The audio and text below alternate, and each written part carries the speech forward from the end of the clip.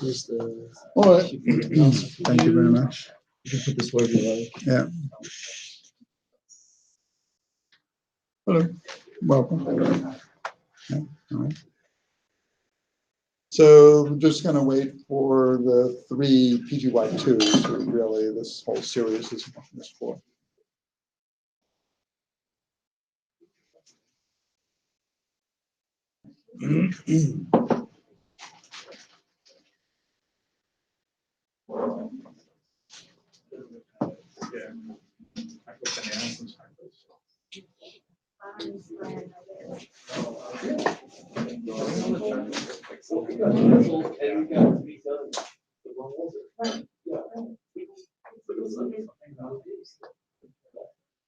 If you see the original order, it was actually the the other picture usually use wire. I don't know if you saw that one. There's a strip picture. There's a great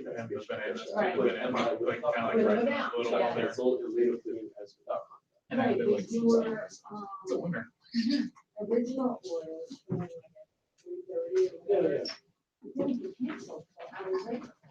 And then they got, It's nice meeting you.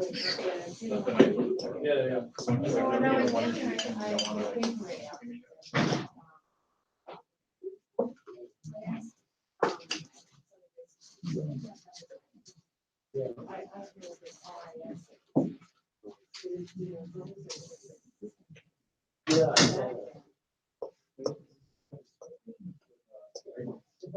Both of them were canceled and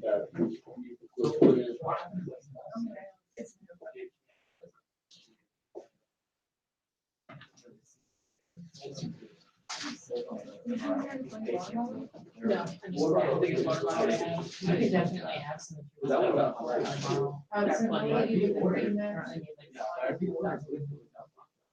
But they did, no, you said something was 1,000. You ordered wrong. I was like, I didn't see your order. I saw you're like. That's my wrong order. I think I have like. Yeah. Yeah. I was always Thursday. Okay. I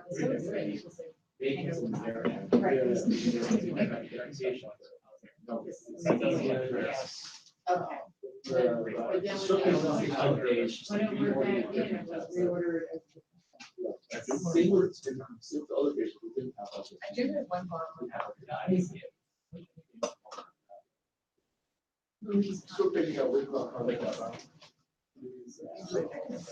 Yeah, so whoever, she needs it. It's just with the shorter study. I was just trying to figure out how they cancel it. Yeah. And put it back in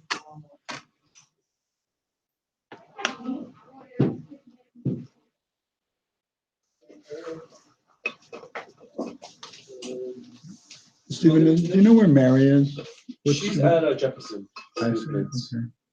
Hovland's at St. Chris. Pardon? Hovland's at St. Chris. And how, so we need Avi and William here. So William I was with a minute ago in the stroke clinic. He's presumably digging out of there. He's walking in. And Avi says he's still rounding. So he's still rounding. He said he'll come here after.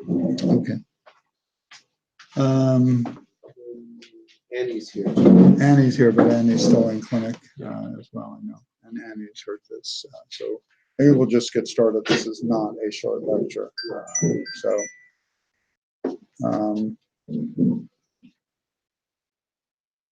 It's Avi answering, 10 minutes finishing round. Okay. This is one of my favorite lectures. It's also at the heart of stroke. This is going to give you an overview of acute stroke management at the pathophysiology level. It doesn't deal with a lot of specifics, although it does deal with some specifics, okay? This is the foundation of it all, okay, is what I would say. So we're going to focus on physiology and then imaging and relationship, and then you'll start to get a sense of why we do the blood pressure management that we do.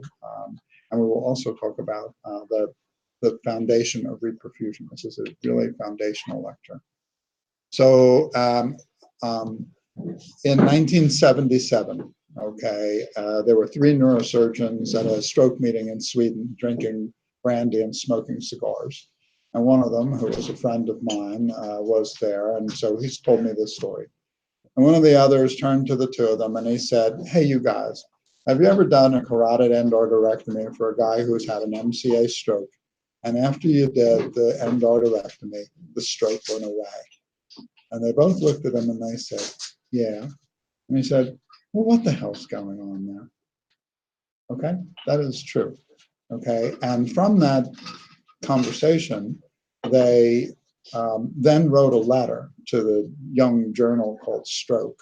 And the letter, it was just a letter. And the name of the letter was, "Is Sleeping Beauty Dead?" That's what they asked. And they proposed that sometimes Sleeping Beauty was not dead. And that, in fact, that sometimes what was happening was that there are not one threshold of blood flow, meaning stroke or not stroke. Oh, great, Avi. But instead, there were 2 thresholds. That one of them, the more severe reduction of flow, was related to stroke. But then there was a second threshold. And if the patient was between those 2 thresholds, then the brain in that region of reduced blood flow fell electrically silent, but didn't undergo infarction. And so it was put in this dormant state, Sleeping Beauty, who was available to be reawakened.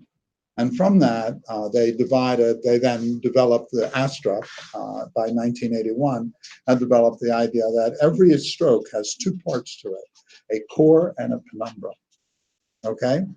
And that's what's done in this diagram from Bill Pulcinelli. And the idea of this diagram was to assume you have a cardioembolus to a frontal branch of the MCA. And so the yellow represents a thrombus, okay? There are 2 parts to the stroke. There's the dark part, which is the dark lavender, that's the core. And then there's the area around it, which is known as the penumbra. And that penumbra term comes from shadow. So every shadow has 2 parts, a dark part and a light part.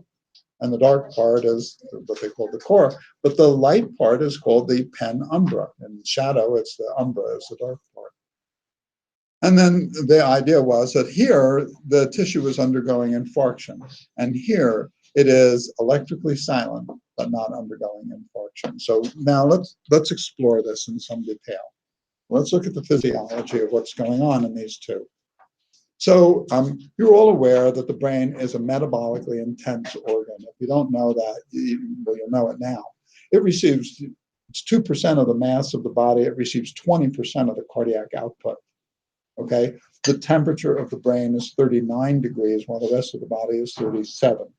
The expansion of the brain evolutionarily in primates awaited a development of the skull, which allowed it to function as a radiator. Okay, and until that happened, the brain couldn't grow anymore because it was limited by its metabolic rate. Okay, so all those things. This is metabolically intense. It's also metabolically simple. It runs on sugar and oxygen. Okay, it's capable of consuming ketones. It's not capable of consuming fatty acids. Okay, so this system is running, and it also runs anaerobically very frequently. It just runs. There are some theories that say, for instance, that the astrocyte is always running anaerobically, that it never runs aerobically. What it does is run anaerobically, give the lactate or pyruvate to the neuron, and let it consume it for oxidative metabolism. So this is an extreme topic of research, and it is at the heart of brain function biochemically. As a result of which, you also have what's known as the ragged red edge. So anywhere else in the body, and this is why neuro ICU and critical care are very different from one another. If you had most organs, if a critical care physician saw an oxygen extraction ratio of over 15%, okay, the patient has a high risk of dying in the next 24 hours. If it's over 15%, The brain's normal oxygen extraction ratio is 55%. More than half of that blood flow that's going through there, with all that massive amount of oxygen, more than half of it is being consumed on the first pass through the brain at these high rates of speed. So this whole system is just jacked up toward intermediary metabolism. You just got to get used to that. Now, the characteristics of the core are, from a blood flow point of view, that you have a severe reduction of blood flow, less than 10% of what it ought to have. It's going through. Each region has a different rate. But when you get below 10% of what it's supposed to have, you're in core flow range. As a result of which, no oxygen and no glucose is getting into the brain, functionally speaking. What does the brain do with oxygen and glucose? It makes ATP. What does it do with ATP? It makes a electrochemical gradient. So 88% of the ATP consumption is to make the sodium-potassium disequilibrium and synaptic activity. The brain's not synthesizing proteins, it's not growing, it's not replenishing itself to any significant extent, okay?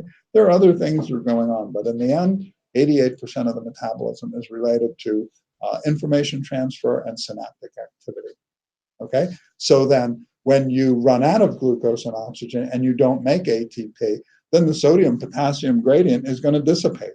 And that gradient is what you use for making, for actually carrying the messages. The ATP's function is to restore the sodium-potassium disequilibrium via ATPases, sodium-potassium ATPases, okay?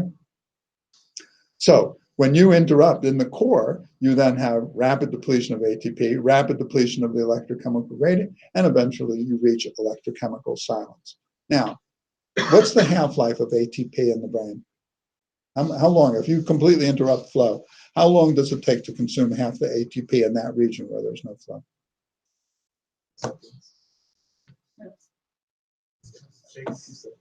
3 seconds. 5 half-lives, 15 seconds. So you interrupt flow, and in 15 seconds, you have no ATP left, okay? The electrochemical gradient has a longer half-life, but not much longer, and in about a minute.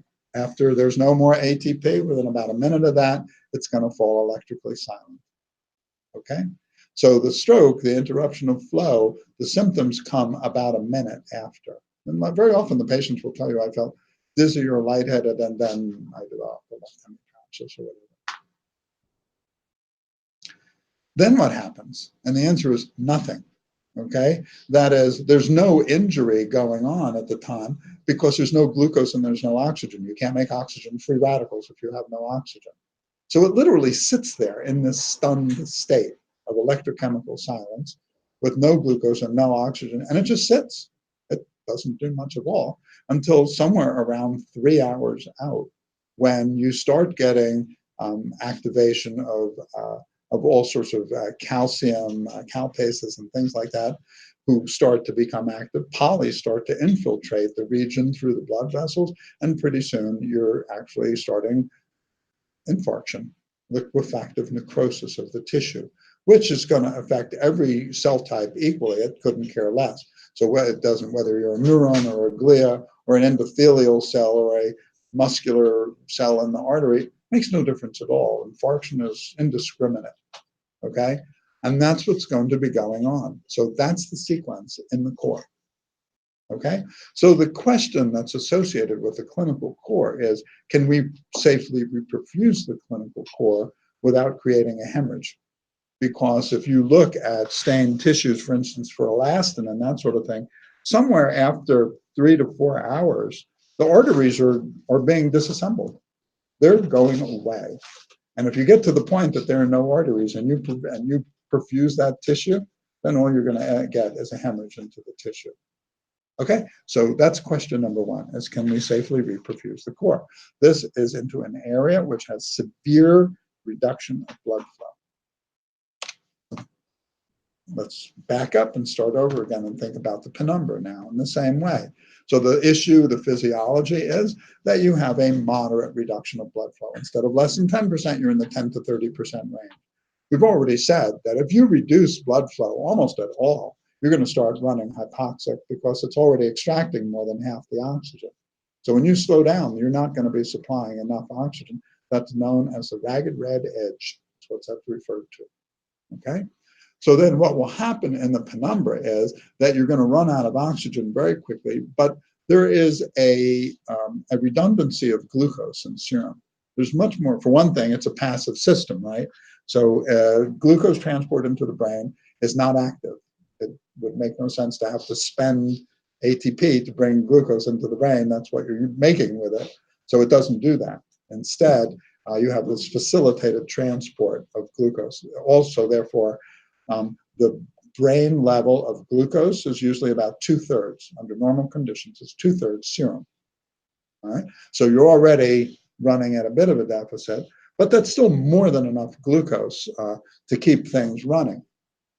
So then what will happen if it runs out of what's your option for making ATP if you run out of oxygen, but you still have enough glucose?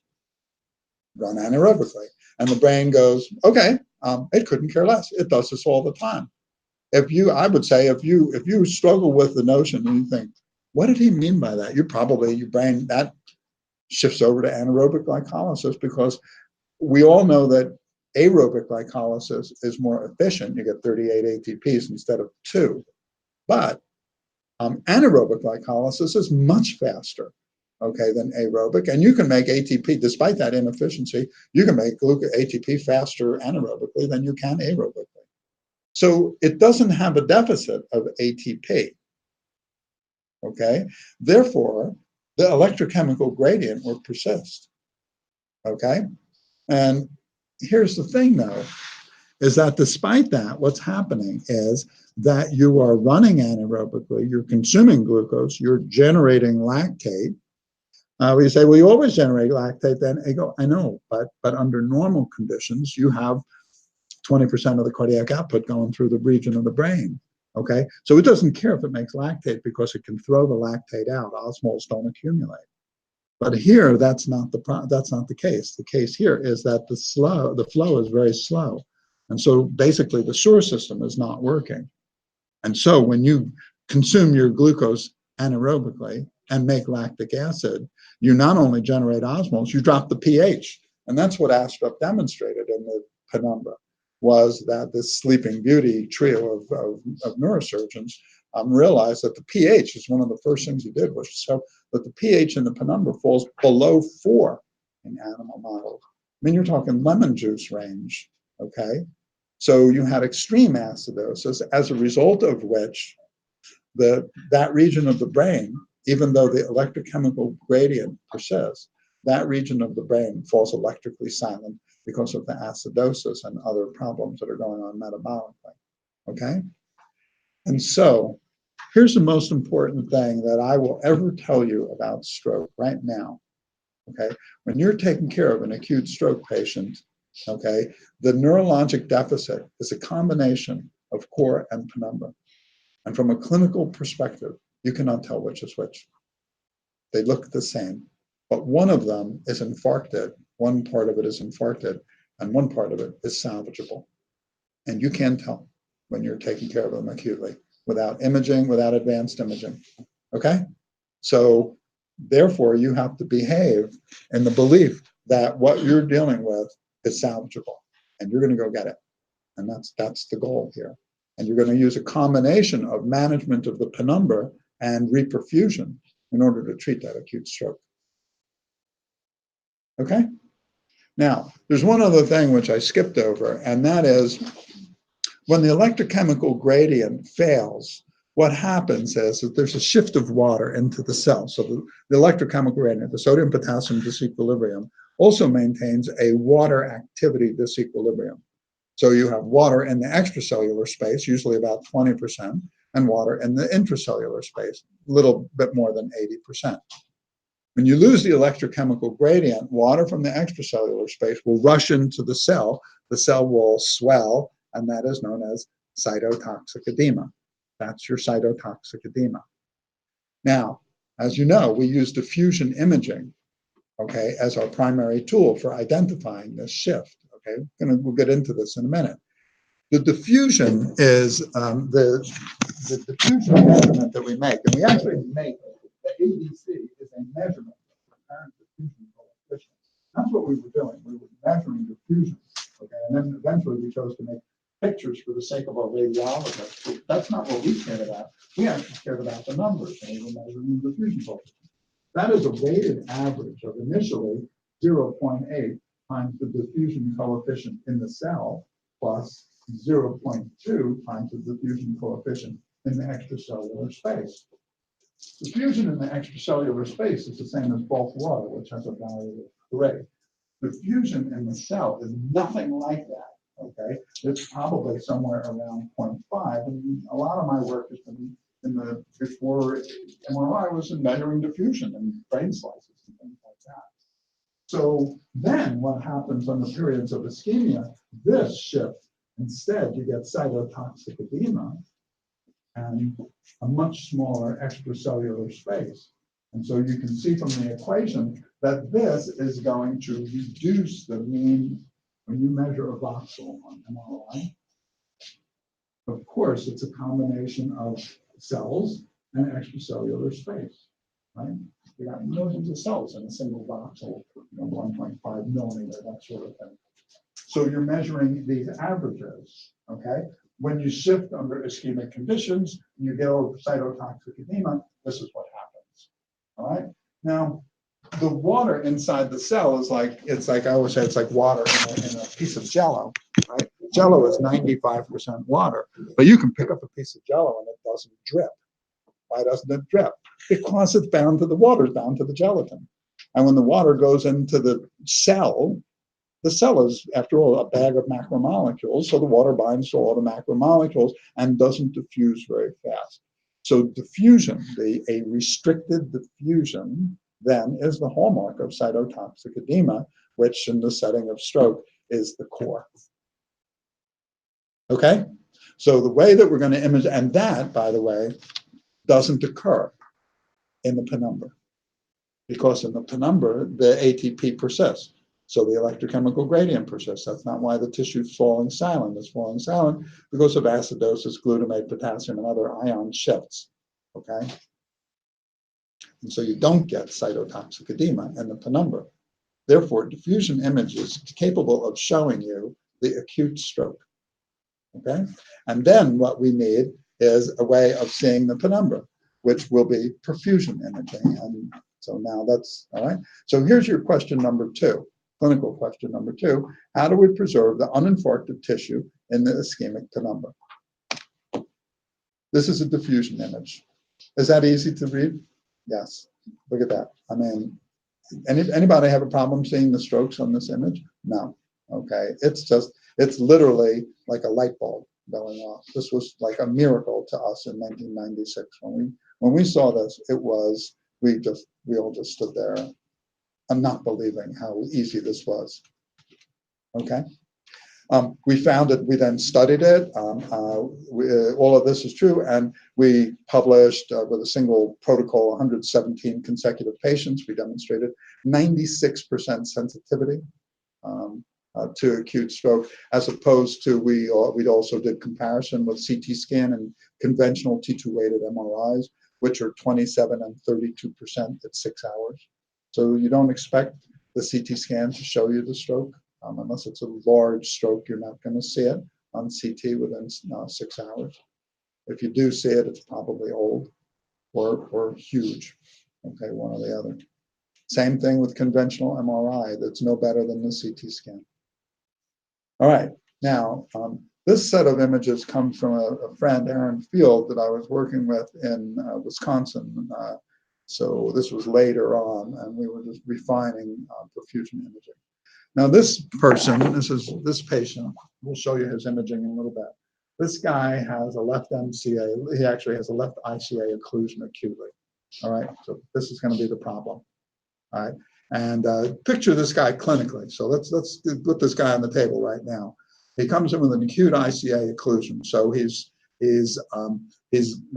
got face paralysis, arm plegic, leg very weak, insensate on his face and arm, insensate, reduced sensation in his leg, left hemisphere. Here's a global aphasia, right? Here's a right hemi neglect. You call his name, he's looking up to the left and trying to find you up here. Okay, his NIH stroke scale is about 28. Okay, so that's the guy that we're talking about right now. Here's his perfusion scan. So what we're going to do for perfusion scanning, we're going to take ordinary gadolinium and we're going to put it in a vein in an ordinary way, except we're going to do it fast. We're going to put it all in 4 seconds. It's a bolus. And then we're going to let it circulate venous, right heart, lungs, left heart, brain, finally. That's going to take 10 to 15 seconds for that to happen. And then we're going to see it coming up, and we're doing perfusion. So we'll see it in the vessels, but what we're really interested in is getting this contrast out into the capillary bed, arterioles capillary bed. Given the echoplanar imaging technology that we use to do this for fast imaging technique, what happens is when the gadolinium hits, it doesn't enhance, it actually decreases the signal. So the system's going to turn black. It's going to abolish the signal. And then we're going to measure. We can do all the kinetics that we want. These are valid numbers, and you can do, and so we're going to see kinetic curves, okay? And we're going to watch the gadolinium come through, all right? So let's just take our time, and this is where it is. And this is 3, and this curve is 4. All right? And there's your time marker, all right? And this is during the 10 to 15 second baseline while it's running through the circulation. Okay, and nothing's happening. And of course, this technique allows us to see the whole brain. It isn't just one slice. I'm just showing you one slice, but you got whole brain while you're doing it. 16 slices, it takes 100 milliseconds per slice. I mean, it's a fast imaging technique, okay? And so we see the contrast coming through in the sylvian fissure area, MCA distribution, but not on this side, right? See, this signal is starting to reduce, but that one's not going to reduce, all right? More, a drop. More, all right? So we're getting out into the arteriolar phase of the contrast. Each of these, between each slice is about 1.5 seconds, 1.6 seconds, all right? This is, we are virtually at the nadir of contrast. So black, you can see the ACA distribution, MCA distribution, PCA distributions. And here's the MCA distribution above the occluded carotid. Okay, so barely being perfused, barely starting to get some contrast out into the tissue. Okay, and this guy's starting to come back, and this one's still going down. All right, and that continues. Okay, and now this one's practically back to its baseline. Okay, so the contrast is washing out. It's perfusing fast, and this one's pooping along. All right, so now what I want to do is I'm just going to back up, and I'm just going to do this real time because I want you to have a physical sense of the perfusion of the brain. You're going to leave with a physical sense of perfusion. Okay, all right, so every 1.5 seconds. All right, so we give the bolus now.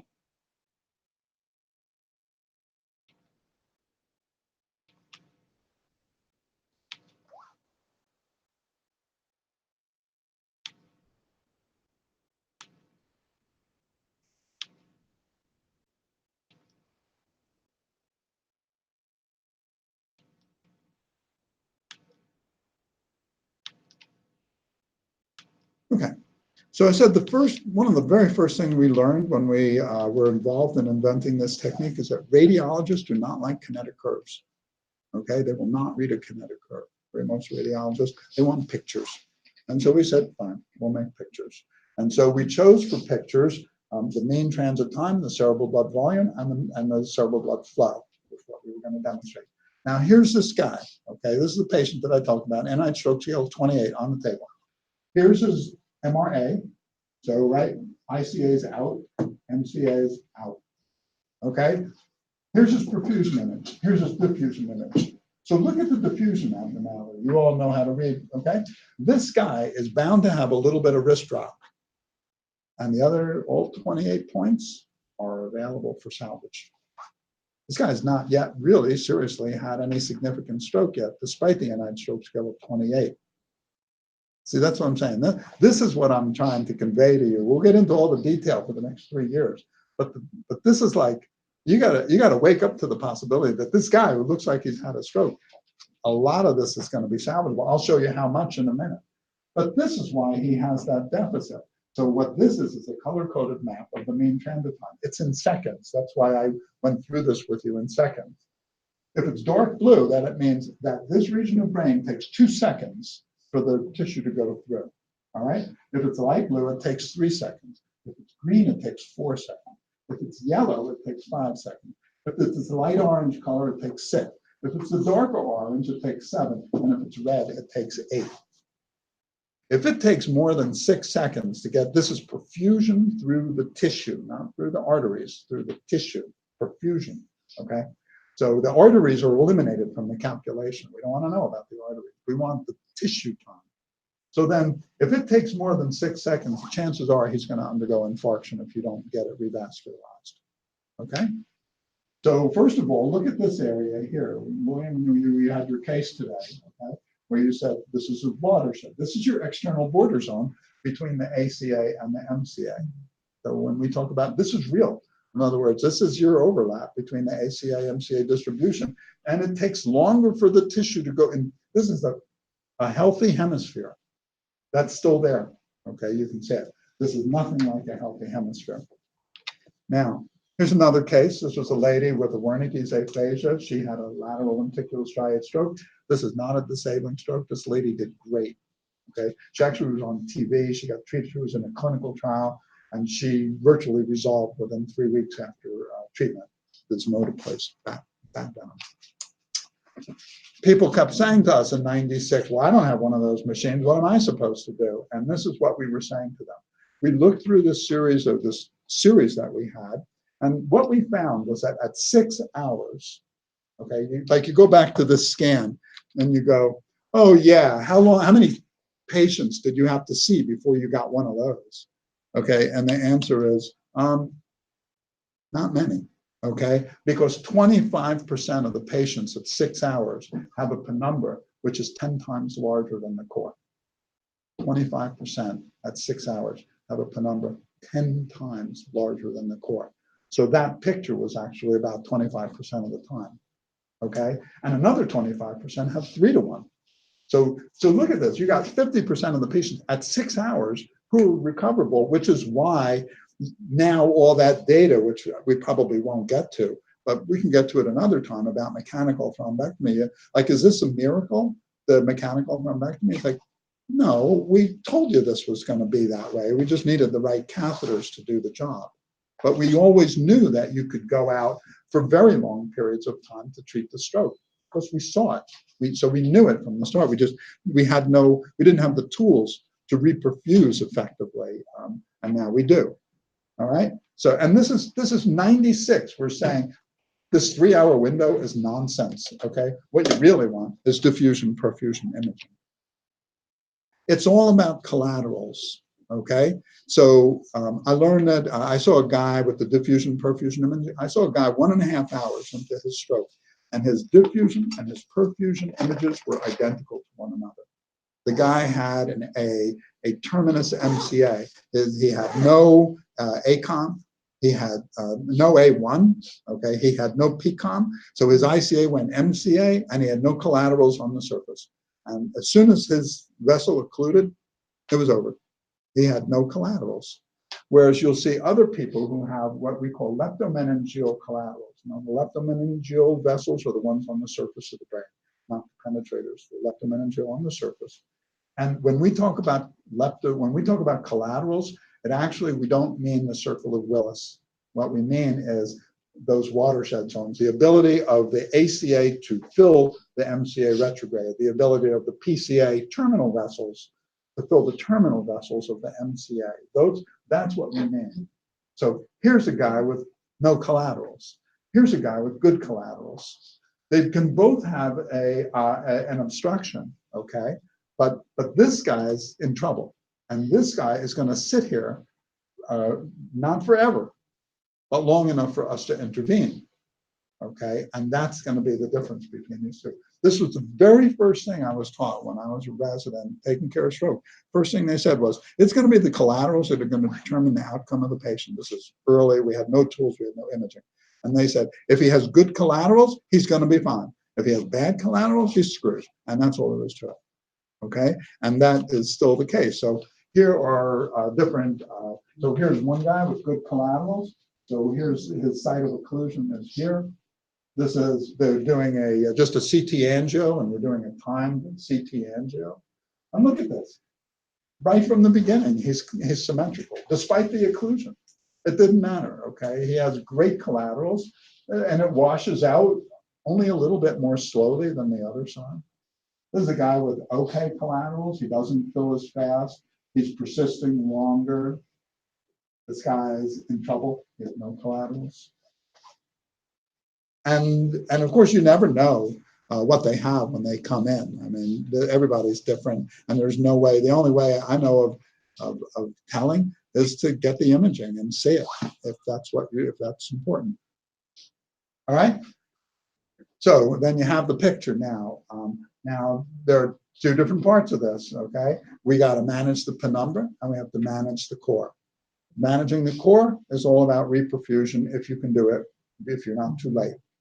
Managing the penumbra is what you do as house officers and nurses, and this is what you do in the stroke unit. All right, and it's almost entirely about blood pressure control. And if you've been with me for I would say 1 day on the inpatient service, you get it. Okay, you've seen somebody get worse when their blood pressure get down and get better when their blood pressure goes up. Right? It's just always there. We take care of 800 strokes a year here. You're going to see this, a couple times a day. It's just routine life here. So what we want to do, so think of the penumbra as a perfusion metabolism mismatch. You don't have enough perfusion for the metabolism that's going on.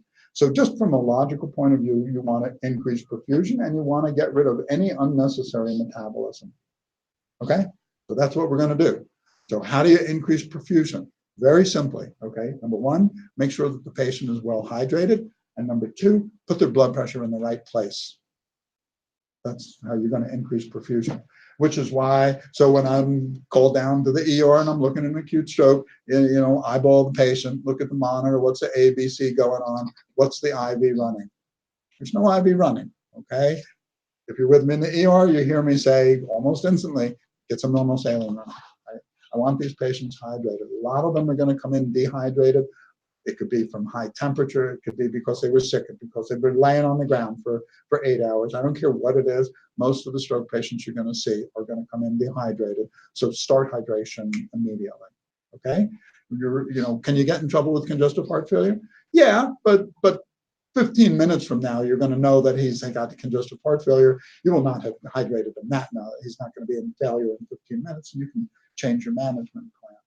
Okay, but as a rule of thumb, get hydration started. Secondly, you want your blood pressure to be just in the right place. Probably every single patient has their own just in the right place, and you're not going to know what it is. Okay, so you need some guidelines here. If you are not doing thrombolysis, or I would also say until you do thrombolysis, either way, okay, your target MAP is going to be best for most patients between 105 and 120, all right? Because that's pushing the limit of autoregulation, right?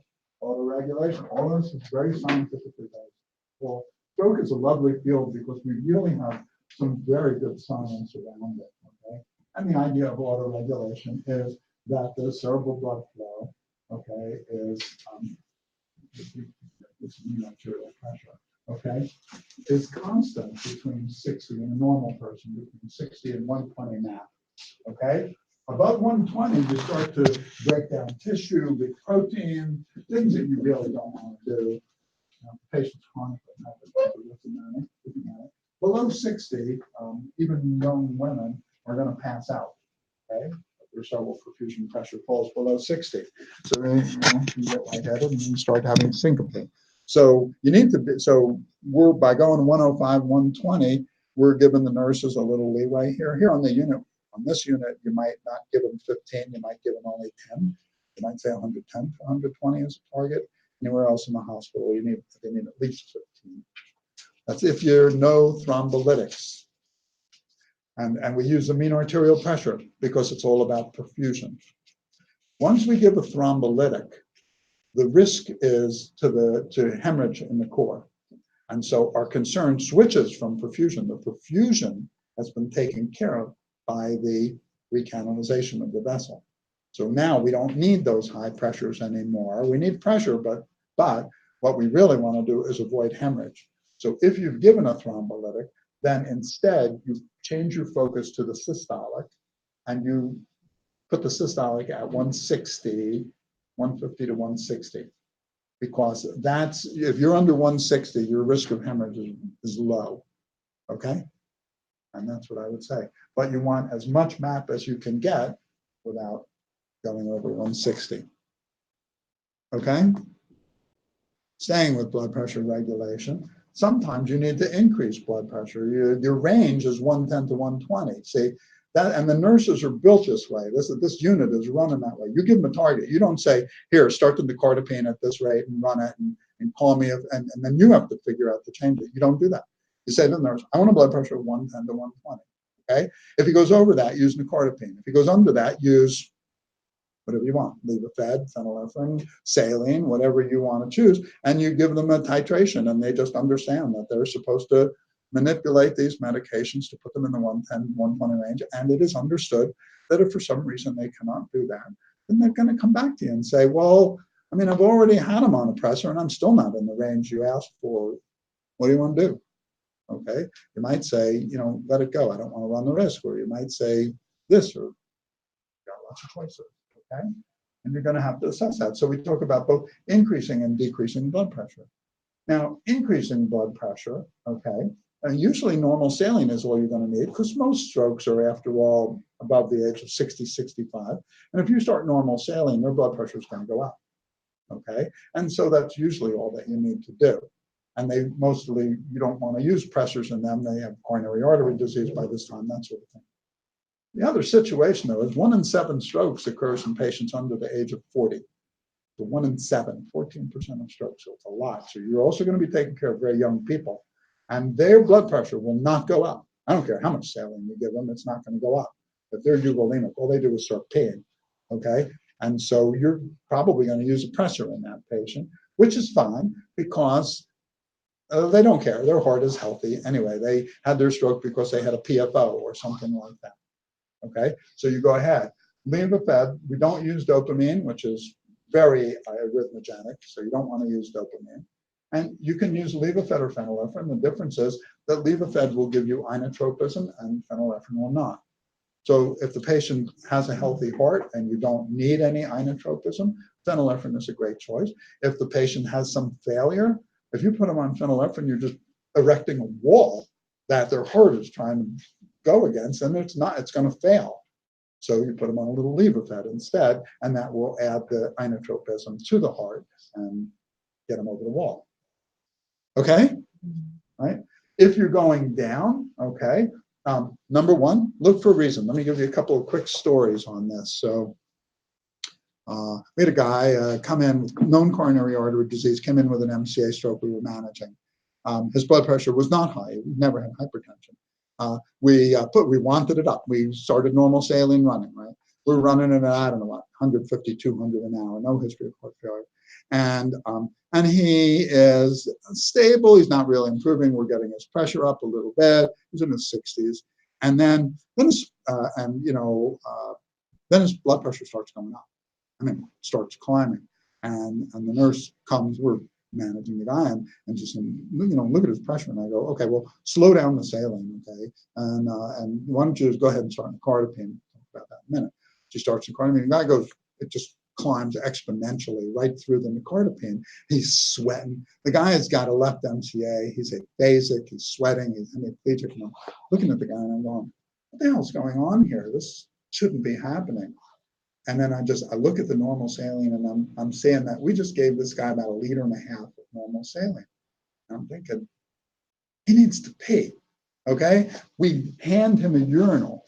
He pees like a racehorse, as the saying goes, and his blood pressure came right down. And that's all that we needed to do. And you will see that happen when you send them to intervention. So you got the normal saline running. And they don't get a Foley. Everybody's flying, getting into mechanical thrombectomy, right? And pretty soon their blood pressure starts climbing. The anesthesiologist is saying, hey guys, his blood pressure is going up, okay? he may need a Foley. You know, it's just, do me a favor, Paul, could you just see what's going on in his bladder? And you're looking at a 700, 800 cc bladder, and you're going, he needs a Foley. Okay, he's going to have to get a Foley. Okay, so you get stuff like that. Or I think of the nun who comes from northern Wisconsin down to Madison with her stroke. Okay, and this 80-something-year-old nun, and she's been in the helicopter, and she is shaking like a leaf with a blood pressure of 220 over something. We're all looking at her, and the nurse walks over to her, and she leans on the stretcher, and she goes, "Hell of a ride, wasn't it, honey?" And the nun just started laughing and laughing, and her blood pressure melted away. So I tell you these two weird stories because I want you to look at the patient before you jump for a drug. Look at the patient and see if there's a reason. And you'll also see people coming in, you know, they've got a 14 gauge IV. They started the normal saline out in the field, and you can't see drops. It's just a stream of normal saline flowing. Okay, turn it off for a moment. Okay, just let the blood pressure come down. So look for obvious reasons. They're usually very obvious if they're there. So just take 2 minutes and think about it. If you don't see a reason, we use the labetalol as a very effective way of bringing blood pressure down. It's always ready. It's always handy. You don't need to mix nicardipine. We have a lot of premix, but there's a world shortage of premix nicardipine right now. So we're going back to mixing it. It's going to be over in the pharmacy. It's going to take 10 minutes to get to you. You don't. That's a long 10 minutes. Let me tell you something. So don't worry about it. Just give 10 to 20 milligrams. Sing this song. 10 to 20 milligrams every 10 to 20 minutes. Okay, just push labetalol pulses. Okay, you can go up to 400 milligrams. It works perfectly well. It's annoying because you have to keep giving the boluses. You can convert that to an infusion, but by that time you'll have nicardipine. Okay, you start nicardipine. It is not weight based. You start nicardipine at 5 milligrams per hour. When you're doing that, have the blood pressure read every 2.5 minutes. The half-life there are multiple half-lives of nicardipine. You have one half-life at 2.5 minutes and another half-life at 45 minutes. They are both clinically relevant. So that means the reason that I check the blood pressure every 2.5 minutes is that in 5 minutes, I have 2 half-lives. So I'm 70-something% of the way to what I'm going to be on that dose of nicardipine. So I already have a pretty good idea for where it's going to take me, what will take the patient. So then what I do is you start at 5, okay? You measure the blood pressure, and at 5 minutes, you see roughly what they're going to be on the 5 of nicardipine.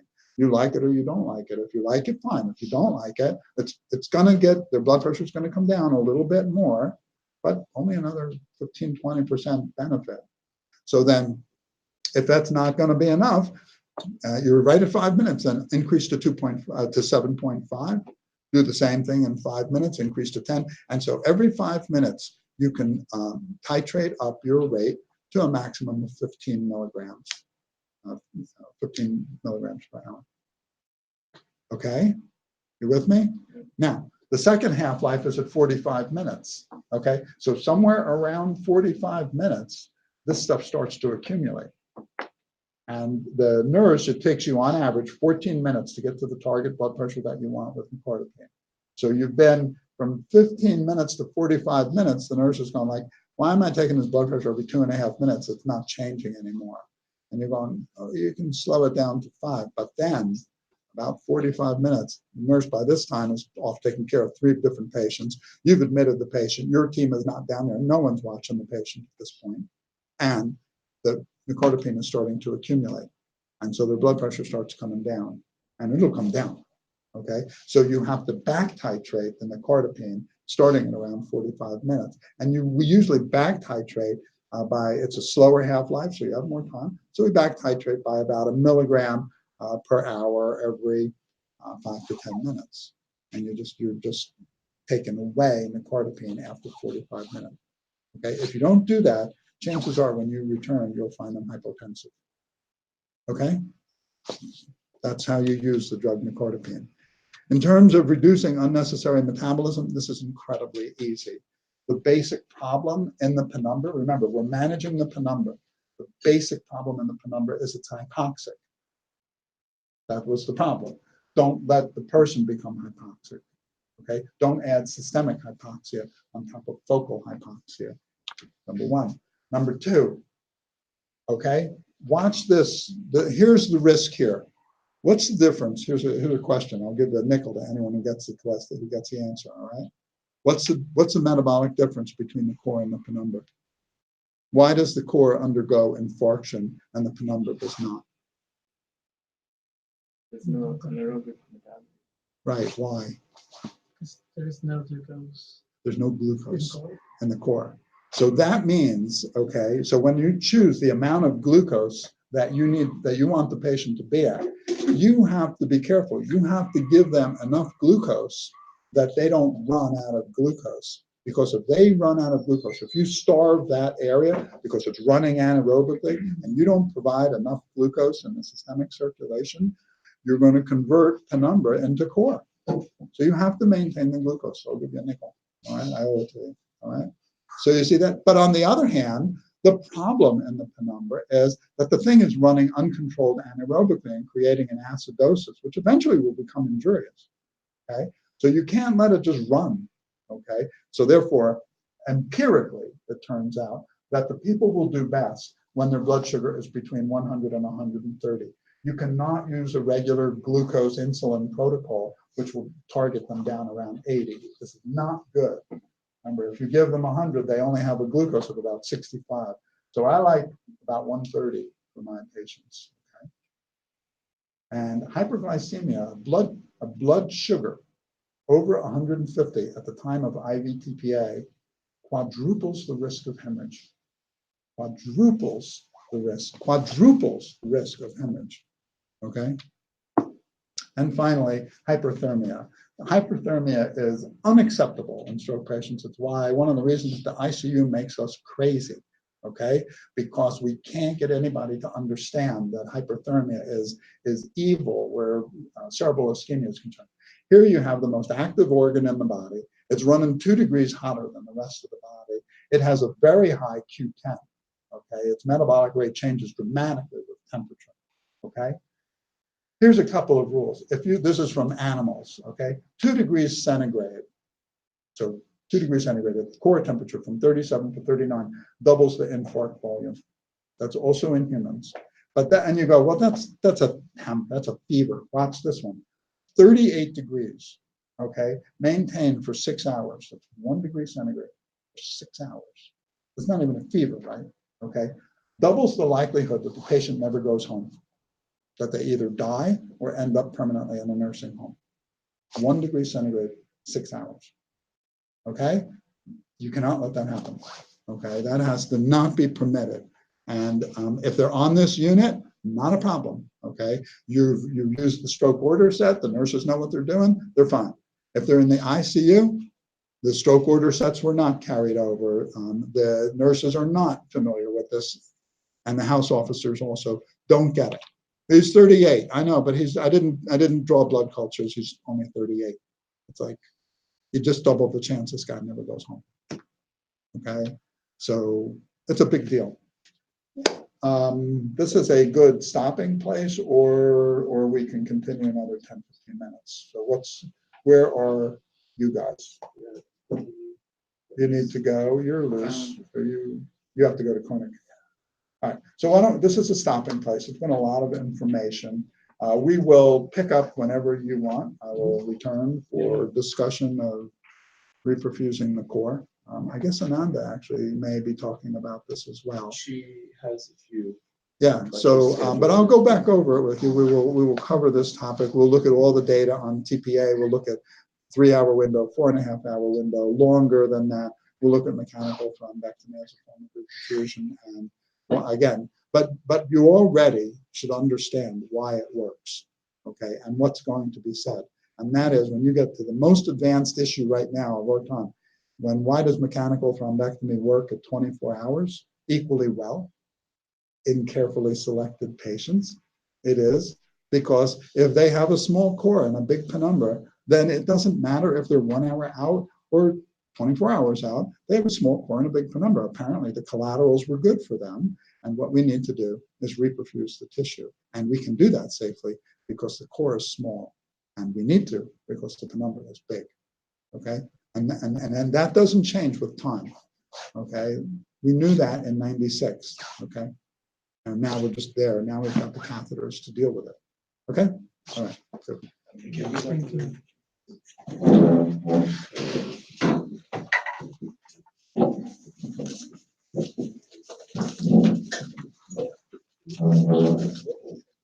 Do you probably not this one? No, that's How are you? good. David, how are you? Let me just pause it. Pardon? Let me just stop the. Yep. I probably, oh, okay, yeah.